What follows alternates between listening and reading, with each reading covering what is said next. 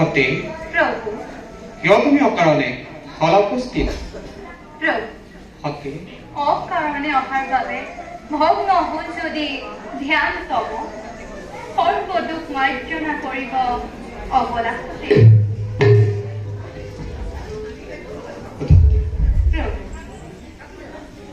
আক্ষেপ নকৰিব দুৰ্বল মন মোৰ অতিকে চঞ্চল কিয় জানো আজি মোৰ ইমান চঞ্চলতা কোনোবাই যে মোক কয় কানে কানে এৰি যাব সতি মোৰ বহু দূৰলৈ সতি নহ'লে কল্পনা প্ৰভু জন্মে জন্মান্তৰে পাওঁ যে আপোনাকে স্বামী ৰূপে প্ৰভু কিয় মোক এই আশীৰ্বাদ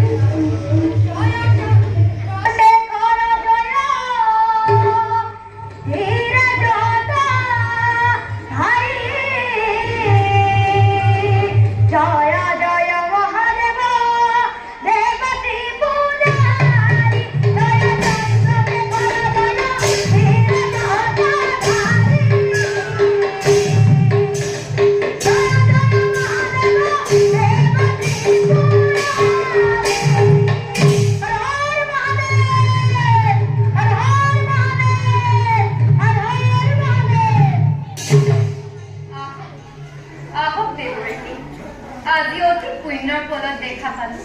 তবু চুপত কওকচোন দেৱৰী জগতৰ কুশল বাতৰি দেৱী দেৱৰী নাই তেনে বিশেষ বাতৰি কৰ্তব্যৰ পালনৰ হেতু ভ্ৰমী ত্ৰিভুৱন আহিবলৈ কৈলাচোন হয় দেৱৰী দেৱী ত্ৰিভুৱন ভ্ৰমণ বাসনা অকস্মাতে জানি কি কাৰণ দেৱী দেৱৰী কৰ্তব্যৰ পালনৰ হেতু মাজে মাজে দেৱনাৰায়ণে ভিন্ন ভিন্ন ৰূপত হয় অৱতাৰ তেনেভাৱে ময়ো আজি পদৰ নিমন্ত্ৰণৰ ভাৰ লৈ ভ্ৰমী ত্ৰিভুৱন আহিবলৈ কৈলাচ হ'ল দেৱৰী দেৱী এনে মহাযজ্ঞ কোনে কৰিছে আয়োজন যিয়ে নিমন্ত্ৰিছে ত্ৰিভুৱন দেৱী দেৱৰী ক্ষমা কৰিবা নুসুধিব নাম সিজনাৰ একমাত্ৰ কন্যাকৰ বাবে সকলোকে কৰিছে নিমন্ত্ৰণ সেই যজ্ঞলৈ শেষ কলে দেৱৰী একমাত্ৰ কৈলাস পাতি কওকচোন দেৱৰী কোন এনে মহাকীৰ্তিমান কিবা হেতু কৈলাস বঞ্চিত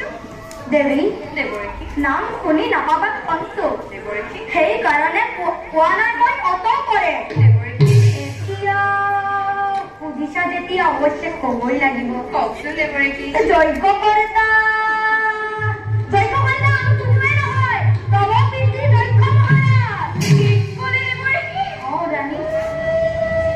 এনে মহাযজ্ঞ আয়োজন কৰিছে মোৰ পিতৃদেৱে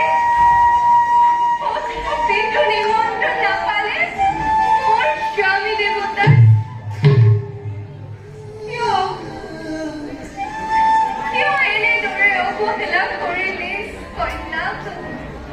অপমান কৰে এনে স্বামী দেৱতাক নাই নাই দেৱৰী মই নিজেই সুজাম পিতৃক মোক কিয় আশীৰ্বাদ যাওঁ মোৰ পিতৃগৃহে নকৰি পলক অসম্ভৱ সতি বিনা নিমন্ত্ৰণে কদাপিতো যাব নোৱাৰা তুমি পিতৃৰ গৃহলৈ